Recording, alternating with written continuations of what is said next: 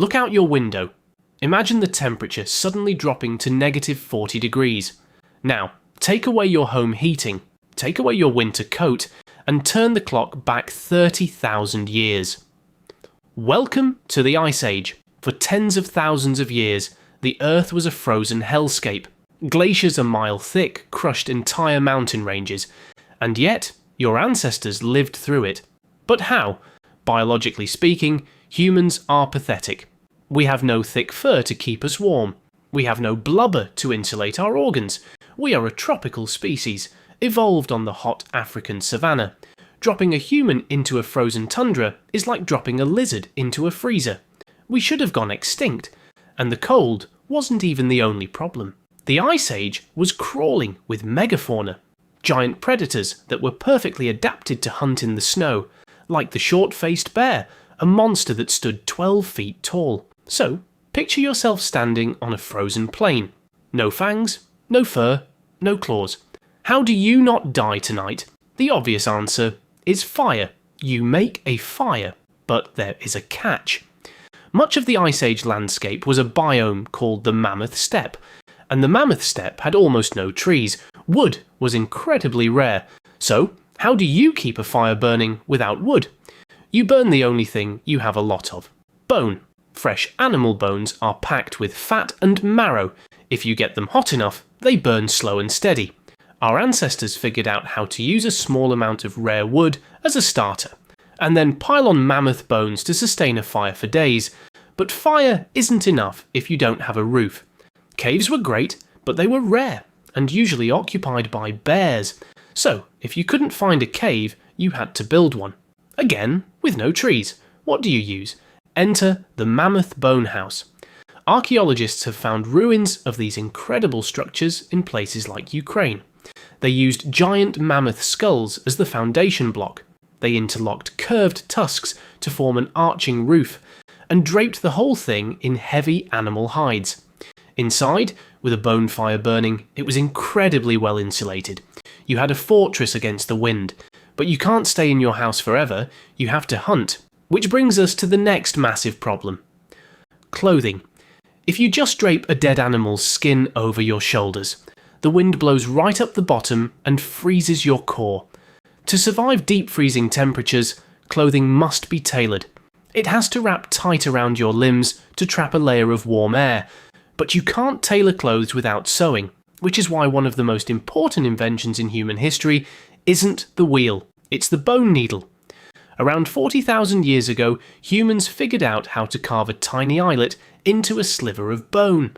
They used animal sinew as thread, and sewed together waterproof, windproof suits, parkas, pants and boots that looked a lot like modern Inuit clothing.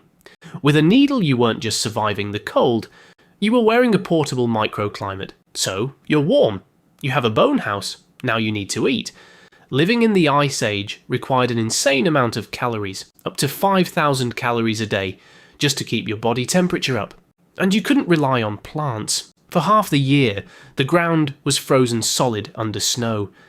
To survive, Ice Age humans became hypercarnivores.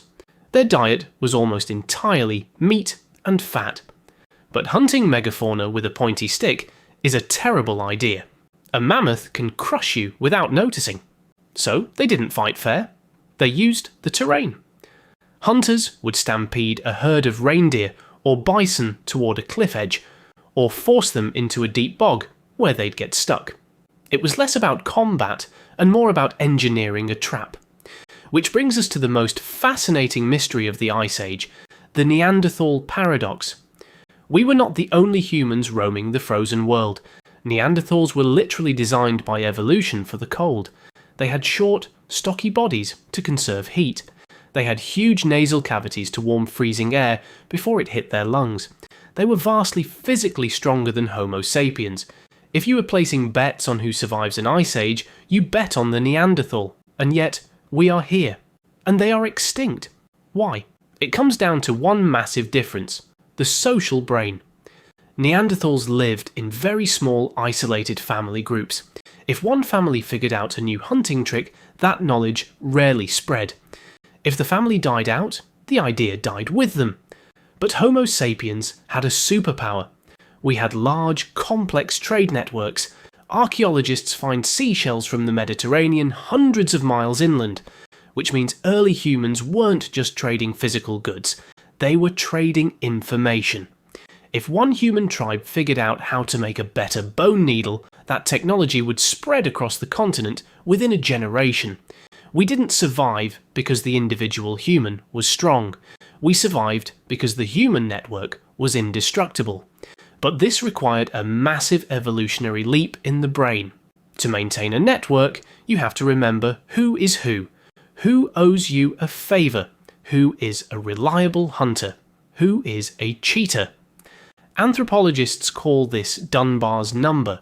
The theory suggests humans can maintain stable relationships with about 150 people. Neanderthals likely maxed out at 20 or 30.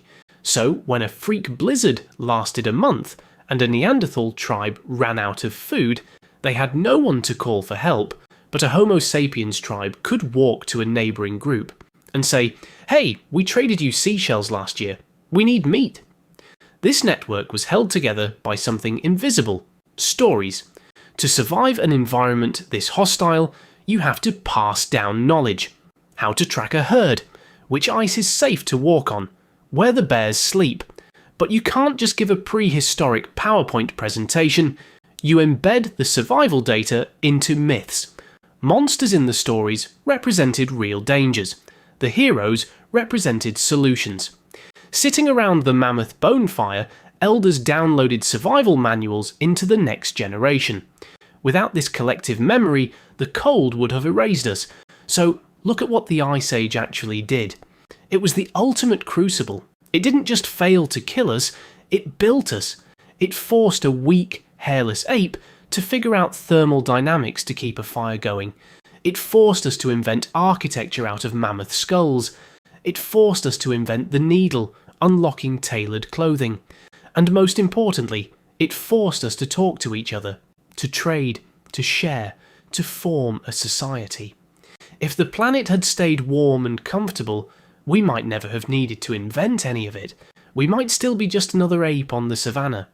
The cold was the ultimate test, and humanity passed. About 12,000 years ago, the glaciers finally began to retreat. The earth warmed up.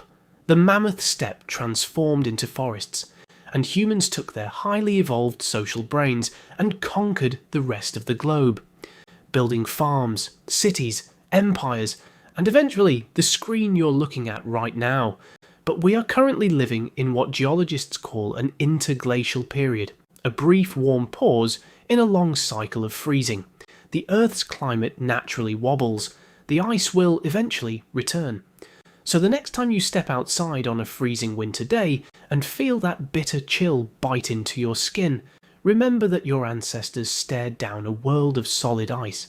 And the only reason you are here to feel the cold is because they didn't quit.